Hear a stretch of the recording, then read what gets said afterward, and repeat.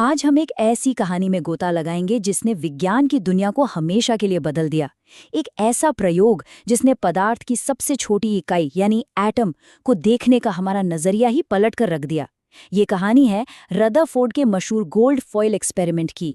तो 20वीं सदी की शुरुआत में वैज्ञानिकों के मन में एक बड़ा सवाल घूम रहा था। ये जो एटम है, क्या ये एक ठोस गेंद की तरह है या फिर इसके अंदर काफी सारी खाली जगह भी है? देखिए, उस दौर में एक थ्योरी थी जिसका बोलबाला था, जे थॉमसन का प्लम पुडिंग मॉडल।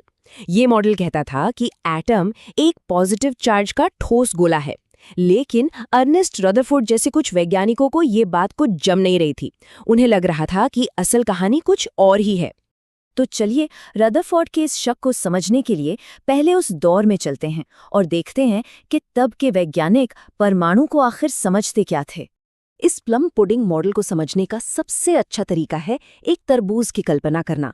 मान लीजिए कि तरबूज का पूरा लाल हिस्सा पॉजिटिव चार्ज है जो हर तरफ फैला हुआ है, और जो काले बीज हैं वो नेगेटिव चार्ज वाले इलेक्ट्रॉन्स हैं जो इसमें यहाँ वहाँ धंसे हुए हैं। सुनने में बड़ा सरल लगता है ना? रदरफोर्ड इसी तरबूज की असलियत पता लगाने वाले थे, और इसी शक को दूर करने के लिए रदरफोर्ड ने एक ऐसा, कह सकते हैं, साहसिक प्रयोग डिजाइन किया जो इतिहास बदलने वाला था। चलिए देखते हैं कि उन्होंने आखिर किया क्या। तो ये प्रयोग था क्या? सुनने में ये बड़ा सीधा साधा था। सबसे पहले एक सोर्स से तेज रफ्तार वाले पॉजिटिव चार्ज वाले अल्फा पार्टिकल्स की बौछार करना, फिर इन पार्टिकल्स का निशाना सोने की एक बहुत ही पतली पन्नी पर लगाना, और आखिर में ये देखना कि पन्नी से गुजरने के बाद ये पार्टिकल्स आसपास लगी स्क्रीन पर कहाँ जाकर टकराते हैं।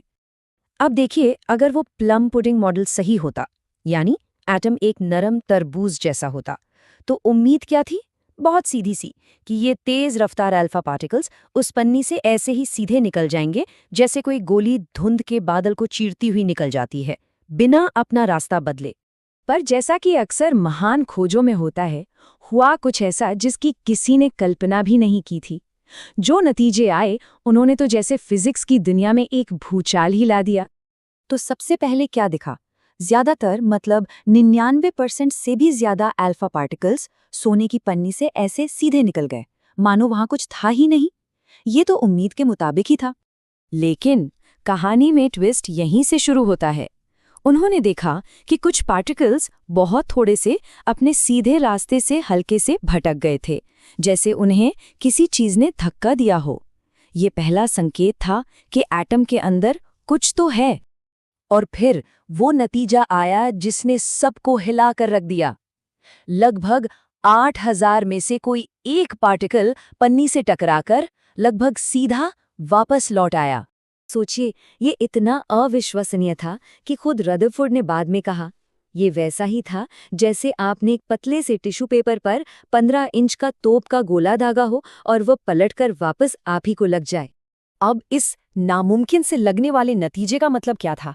इसने वैज्ञानिकों को सब कुछ फिर से सोचने पर मजबूर कर दिया, और इसी सोच से एटम की एक बिल्कुल नई तस्वीर उभरकर सामने आई। तो देखिए लॉजिक कैसे काम करता है।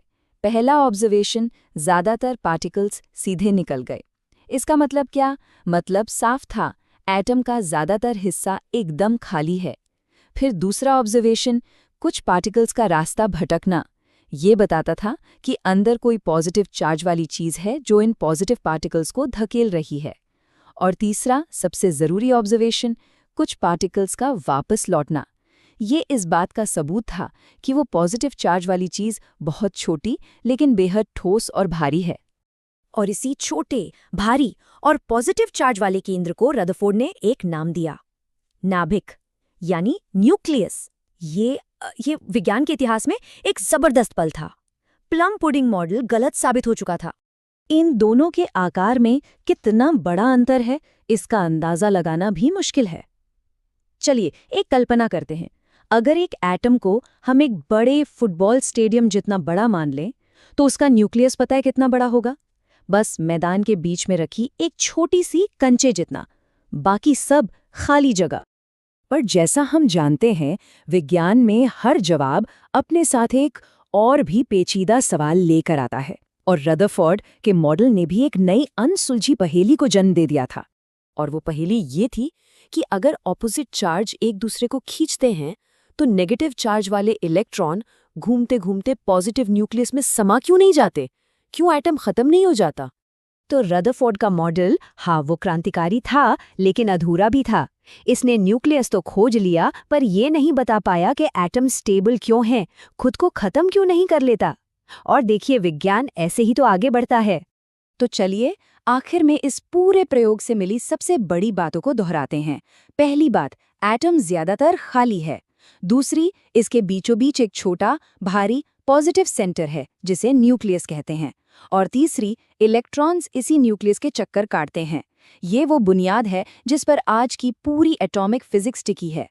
तो रदरफोर्ड का ये प्रयोग एक अंत नहीं था, बल्कि एक नई और कहीं ज्यादा गहरी खोज की शुरुआत थी।